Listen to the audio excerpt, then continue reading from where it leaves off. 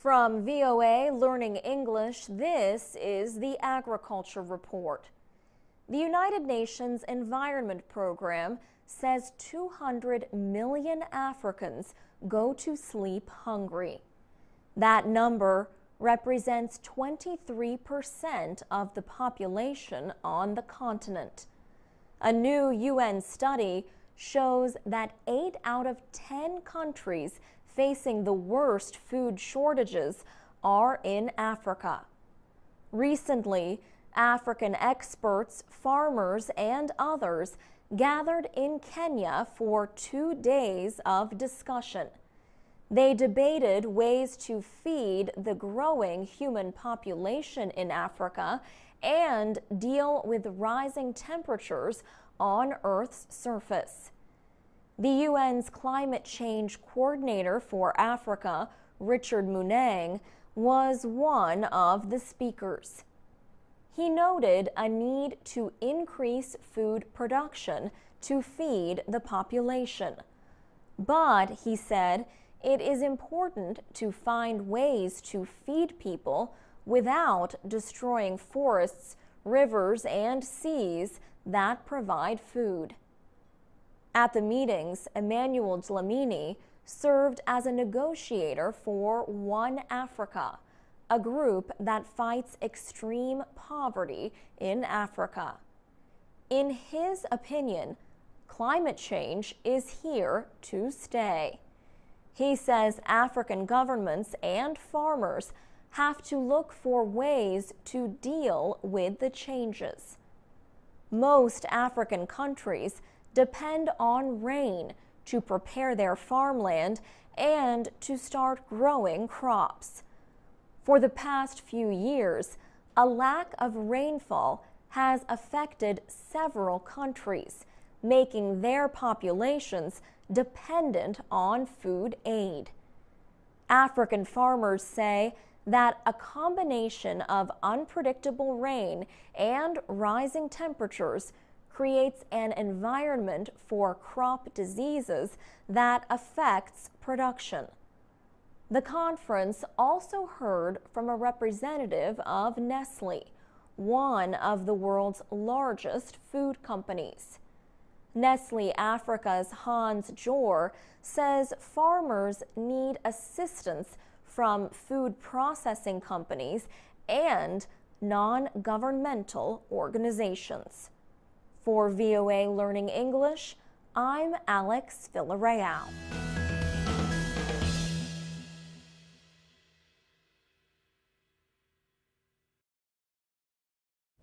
This is the VOA Special English Agriculture Report. The United Nations Food and Agriculture Organization says deforestation has decreased over the past 10 years. But it still continues at a high rate in many countries. Deforestation is mainly caused by the cutting down of tropical forests to provide land for agriculture. The world's total forest area is just over 4 billion hectares. About 13 million hectares of forest were cut down or lost through natural causes each year in the last 10 years. This compares with about 16 million hectares per year during the 1990s. The FAO study covers 233 countries and areas. The study found that Brazil and Indonesia have reduced their deforestation rates. The two countries had the highest loss of forests in the 1990s.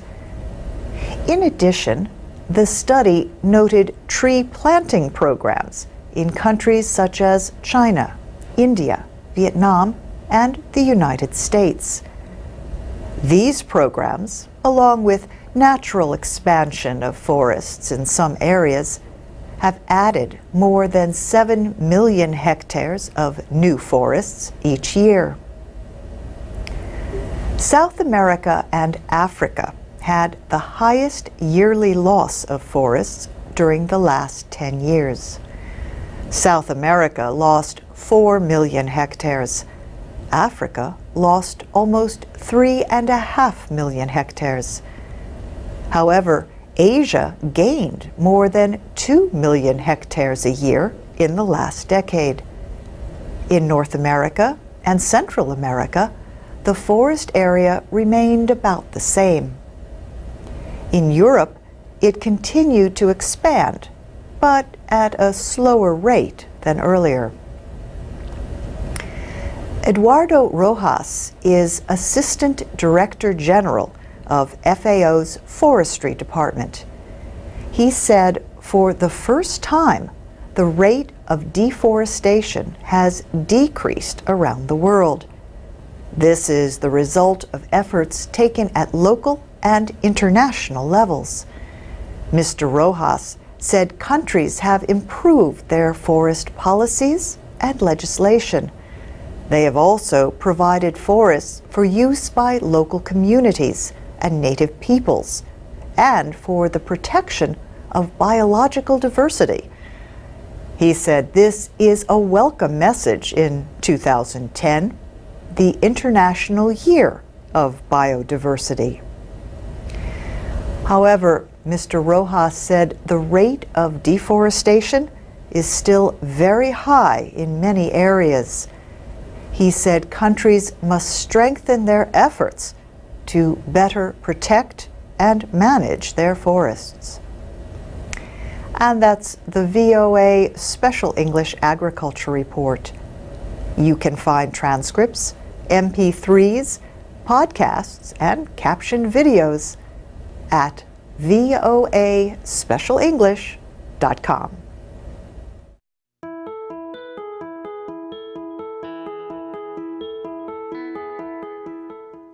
From VOA Learning English, this is the Agriculture Report.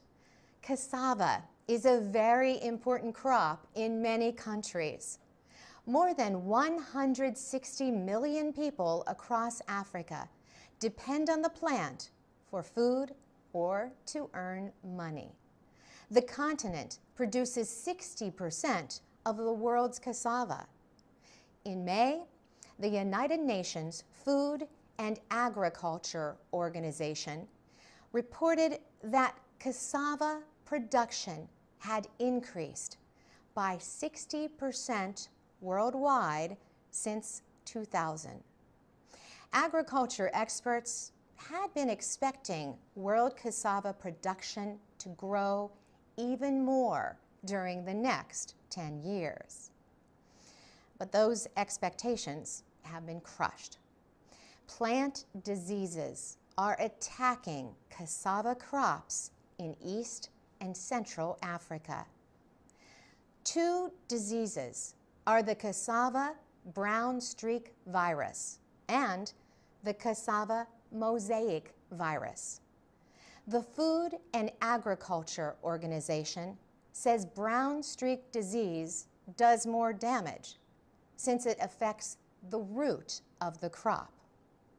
Luca Alanovi is the acting director of the FAO in East and Central Africa. He says the agency has taken steps to improve the situation, but the problem is not getting better. He says decisions on how to handle the problem will have a huge impact on the food security of people in Central Africa. Dominique Devou heads the European Union Rural Development and Agricultural Program in Kenya. She says the cassava diseases have changed over the years. She says early research slowed the disease, but the disease changed form and new research is needed.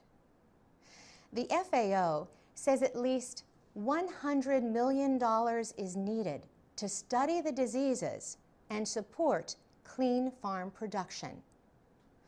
Experts say failure to stop the disease means cassava disease will likely invade Nigeria the biggest producer of cassava in Africa. For VOA Learning English, I'm Carolyn Presutti.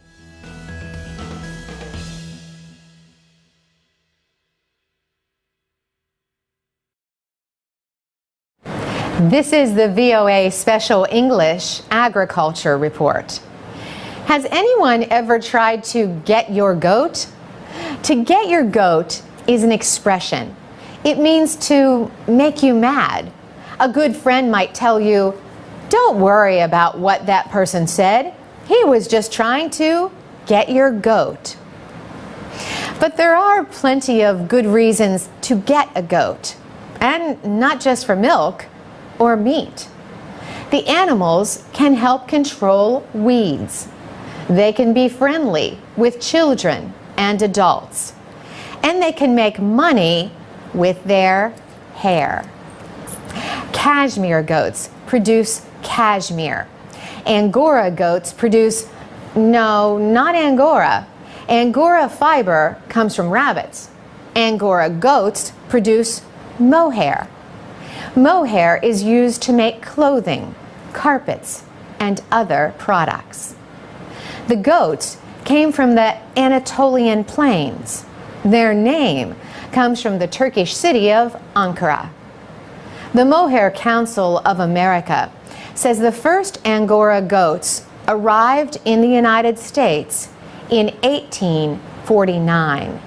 7 females and 2 males were imported. Today, the United States is one of the world's leading producers of mohair. The other top sources are South Africa and Turkey. 90% of the mohair from the United States comes from Texas. An adult Angora can produce as much as 7 kilograms of hair each year. The value of the coat depends on the age, size, and condition of the goat. As Angoras get older, their hair becomes thicker and less valuable. The goats need their mother's milk for the first 3 or 4 months. They reach full maturity at about 2 years. But even then, they are smaller than most sheep and milk goats. Cashmere goats are usually larger than Angoras. Cashmere goats can grow big enough to be kept with sheep and cattle. The outer hair of the animal is called guard hair. Behind it is the valuable material on a cashmere goat. Some farmers just comb their cashmere goats to remove the hair.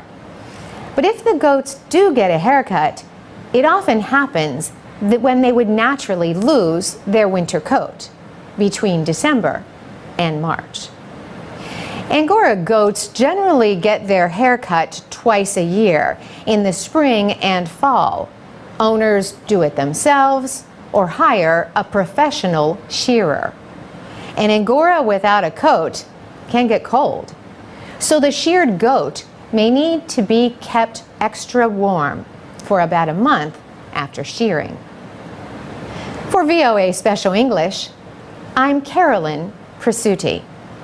To read, listen, and learn English with our stories about agriculture and other topics, go to voaspecialenglish.com. You can also find captioned videos of our programs at the VOA Learning English channel on YouTube. This is the VOA Special English Agriculture Report. Years ago, a young forester took an unusual new job. Earl Cooley became one of the first smoke jumpers. Smoke jumpers parachute from airplanes. They fight fires that crews cannot reach quickly or easily from the ground. Earl Cooley worked for the United States Forest Service, an agency of the Agriculture Department. The Forest Service had a plane that it wanted to use to drop water bombs onto wildfires. But that idea failed. So the agency decided to use the plane for what was then a new practice: smoke jumping.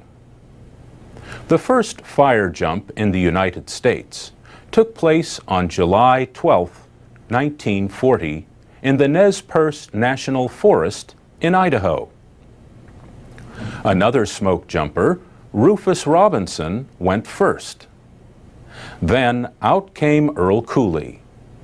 As he later described it, the plane was not much more than half a kilometer above the trees.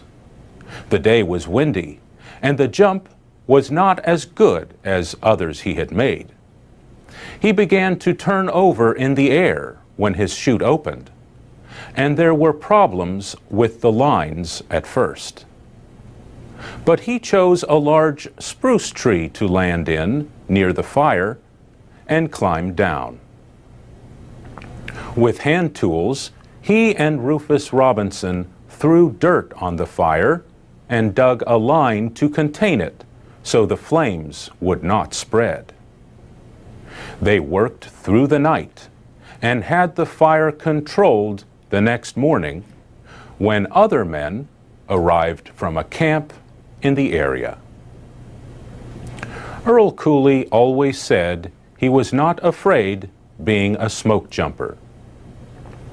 Over the years, he worked to develop the profession. He served as the first president of the National Smoke Jumper Association. He also wrote about his experiences. But not all had happy endings. On August 5, 1949, he was involved in a disaster at a forest fire near Helena, Montana. He had to choose where a crew would jump, but the wind changed and the fire grew unexpectedly, taking 13 lives. Many years later, Earl Cooley told a newspaper that he still believed he had made the best decision he could. He retired from the Forest Service in 1975. But he continued to visit the mountain where the men lost their lives until he could no longer make the climb. Earl Cooley died on November 9th in Missoula, Montana. He was 98 years old. Today, more than 270 men and women are smoke jumpers for the Forest Service. Smoke jumpers are also used in Russia and other countries. And that's the VOA Special English Agriculture Report. From VOA Learning English, this is the Agriculture Report in Special English. IKEA recently recalled frozen meatballs from its European stores after tests found some contained horse meat.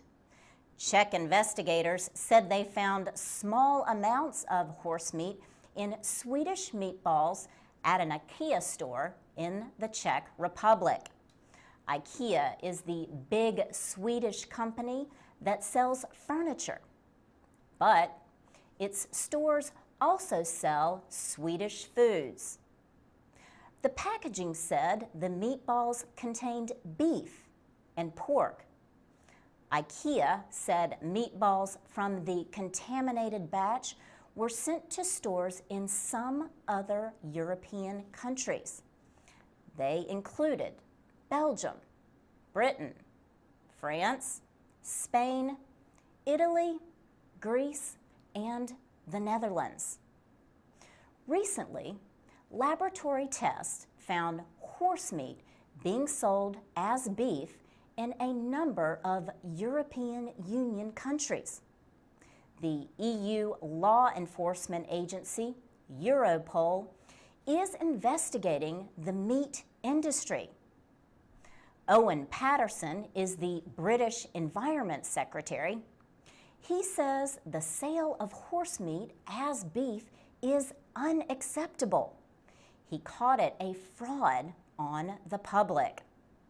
Millions of food items have been removed from stores, schools, and hospitals. No one has reported any health problems, and the French eat horse meat. But the situation has upset consumers across Europe. In Britain, horse meat was discovered in frozen meals sold by the Swedish-based frozen food company Findus. In France, an investigation has accused the French meat processing company Spanghero of knowingly selling horse meat as beef. The company denies the accusation. The EU requires the packaging of fresh meat to identify the country where it was produced. But in prepared meals, only the kind of meat used is required to be listed. For VOA Learning English, I'm Laurel Bowman. This is the VOA Special English Agriculture Report. Pastoralism remains a way of life in East Africa. Herders travel from place to place in the dry, dusty deserts to find food and water for their animals. But some people think this movement of livestock is bad for the environment. They say pastoralists should settle on farms and grow their own food, especially in times of shortages. Not everyone agrees. Experts recently met in Nairobi to discuss what to do about food shortages caused by drought. They say pastoralists make the best use of resources. David Wangi at the Kenya Agricultural Research Institute says grasslands have time to recover. He says pastoralists have to leave an area as soon as the water is exhausted. They move to the next area that has water. It gives the area they left time to regenerate before they come back. Mr. Wangi says the land used for animals is often not good enough for farming, especially during droughts. He and other experts say pastoralism makes the most sense for dry and semi-dry lands. Jeff Hill directs policy for the Bureau of Food Aid at the United States Agency for International Development. He says arid and semi-arid lands represent about 80% of the Horn of Africa. Livestock-based economies in these areas provide up to 40% of agricultural production in Ethiopia and 50% in Kenya. And in Somalia, Mr. Hill says the percentage is even higher. In Somalia, livestock systems fuel the economy. An estimated 90% of the meat eaten in East Africa comes from pastoralist herds. Mr. Hill says Kenya and other governments have only recently recognized the value of arid and semi-arid lands. These lands have often been excluded from government planning and road building. Herders can face limited access to grazing and watering areas. Researcher David Wangi says communities need to be creative with the resources they have. He says a good example is a project in Kenya in which grass is grown in the desert to feed livestock. What would happen if we developed a system where we grow fodder and pasture along the river and the animals are taken off from the range and finished nearer to the market? What we need is a system, and that is what has been really lacking. He also says more efforts need to be put into raising camels. Camels are often the only animals that produce milk during a drought. For VOA Special English, I'm Alex Villarreal.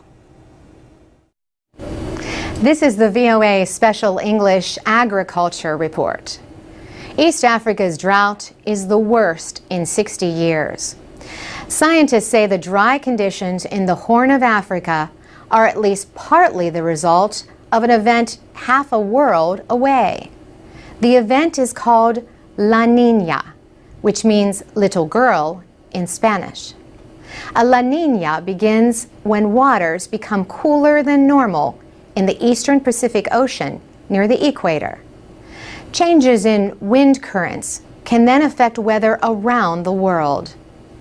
A related event, called an El Niño, happens when the waters become unusually warm.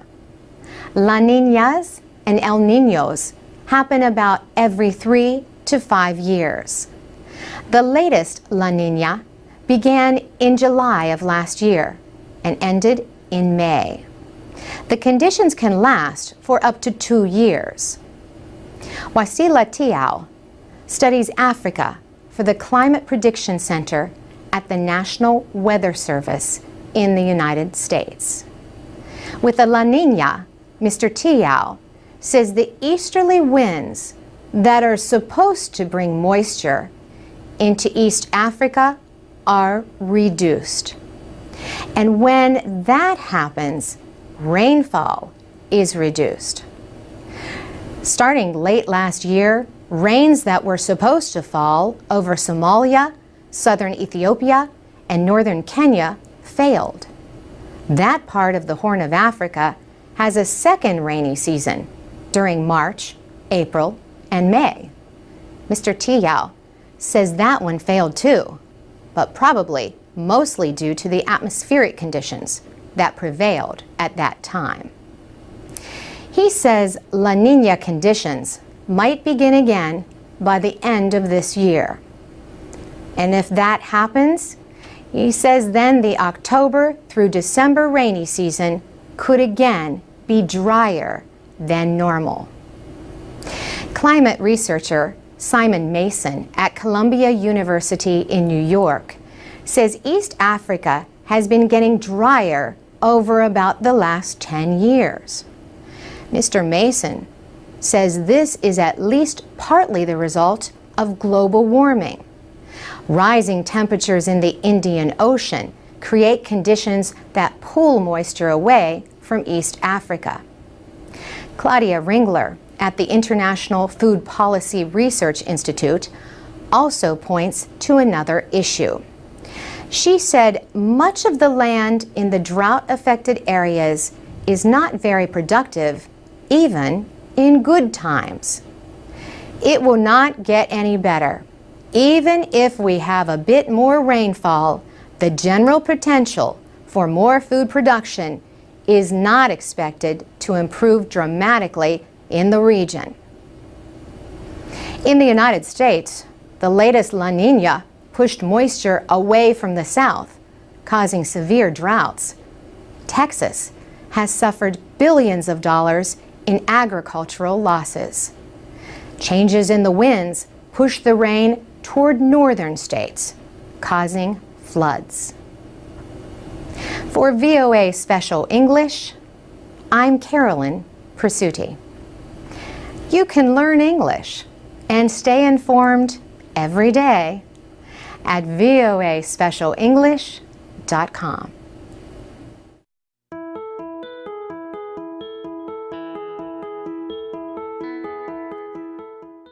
From VOA Learning English, this is the Agriculture Report. Some countries have suspended imports of wheat from the United States. The suspensions were announced after an unapproved form of wheat was found in the state of Oregon. The crop was genetically engineered. An Oregon farmer recently discovered wheat in his field that survived the popular weed killer Roundup. Roundup is made by the seed and chemical company Monsanto to destroy unwanted plants. The company has created genetically engineered corn, cotton, soybean, and canola crops that resist Roundup. Monsanto field-tested Roundup-resistant wheat, but it never sold the seeds. Michael Furco is with the United States Department of Agriculture. He says the wheat passed safety inspections. Monsanto ended its wheat project because buyers in Europe and Asia were concerned about the safety of genetically engineered crops. The discovery of unapproved wheat in Oregon led Japan and South Korea to temporarily suspend some imports. The United States is the world's largest wheat exporter, but American agriculture has difficulty competing against other countries because production costs are higher in the United States. Mark Welch is an agricultural economist at Texas A&M University. He says the incident could affect America's place in the world market. United States officials are working to identify the source of the genetically engineered wheat. There is no evidence yet that it has entered the food supply.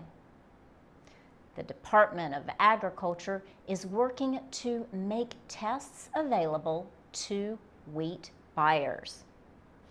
For VOA Learning English, I'm Laurel Bowman.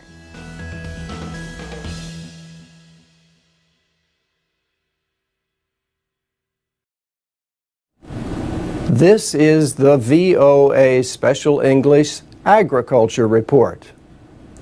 About 800 million people in Africa, Asia, and South America eat cassava. The plant is a major source of food energy and a major food security crop. It can survive in poor soil and without much water. Also, the root can stay in the ground for as long as 3 years, so it can be harvested as needed. But in East Africa, the plant is under attack. Cassava brown streak disease is a more destructive form of cassava mosaic. The mosaic has been active in East Africa for about 100 years.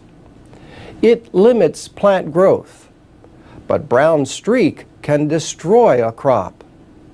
The virus was identified in Uganda in 2004 and has spread fast in areas extending from Lake Victoria.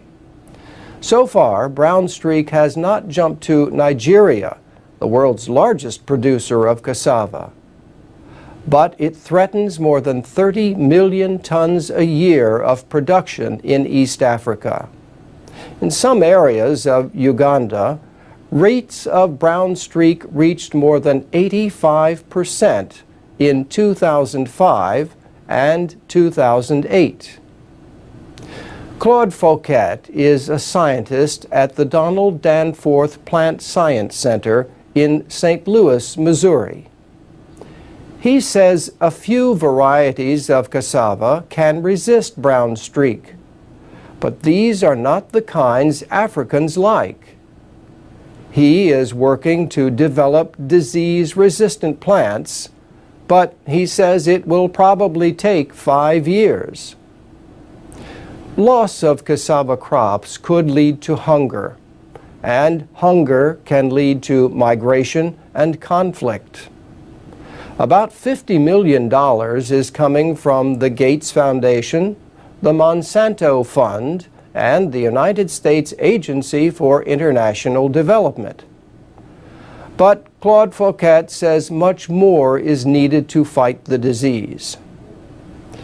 Brown streak can be hard to identify in the field. Irregular yellow spots may appear on lower leaves, but farmers sometimes do not find the disease until they cut open a cassava. If there is only a small amount of rot, the dead material can be cut away. But if the disease has progressed, the whole root is ruined.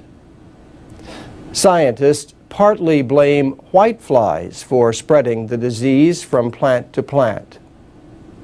Brown streak also spreads if farmers sell or give away cuttings of infected plants.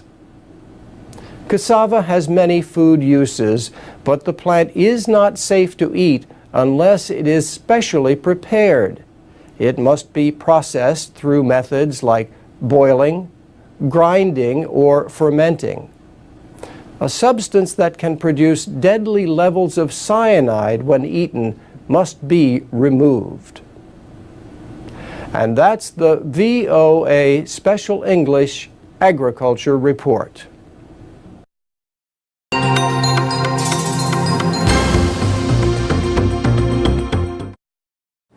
This is the VOA Special English Agriculture Report. Pigweed is a weed that spreads fast and grows up to 2 meters tall. It can overpower cotton and other crops. It comes from the amaranth family and is also known as Palmer amaranth, or Palmer's pigweed. A cultivated version of amaranth is grown for food and medicine in Africa and Asia. In the United States, some people buy amaranth as a gluten-free substitute for wheat flour. But wild pigweed is a big problem in cotton-growing states in the South. And now the plant is spreading into the Midwest. In many cases, the pigweed is killing genetically modified cotton and soybeans. For years, farmers could control it by spraying with Roundup or glyphosate, made by Monsanto. But weed scientist William Curran at Pennsylvania State University says over the past 3 or 4 years, pigweed has become resistant to glyphosate. Now, farmers in some areas can no longer depend on that popular herbicide alone to defend against pigweed. He says farmers can try other herbicides, or they can mix another herbicide with Roundup and use the mixture when they would normally spray their fields. The reality is, even though we have this weed, this one weed that is resistant, there's still a lot of other weeds that Roundup still kills. Farmers in the American Northeast face a growing threat from another weed. Scientists call it horseweed. Farmers call it mare's tail. Like pigweed, this plant has also developed the ability to resist glyphosate. Professor Curran sees one major reason for this. Farmers are depending too much on individual products and not enough on different strategies to manage weeds. The question, he says, is how best to use a system of integrated pest management to control weeds. For example, IPM calls for farmers to rotate their crops instead of planting the same ones in the same soil year after year. Professor Curran says farmers should also consider planting cover crops. These crops are grown temporarily to protect the soil. For instance, planting rye in the fall can suppress horseweed. If you have winter rye out there occupying that space, it's very competitive, and the horseweed is less successful in establishing. In the next 2 or 3 years, several companies expect to have new herbicides, along with crops that can survive spraying with those chemicals. And that's the VOA Special English Agriculture Report. If you have a farm, tell us how you manage weeds. Share your comments at voaspecialenglish.com. For VOA Special English, I'm Carolyn Prasuti.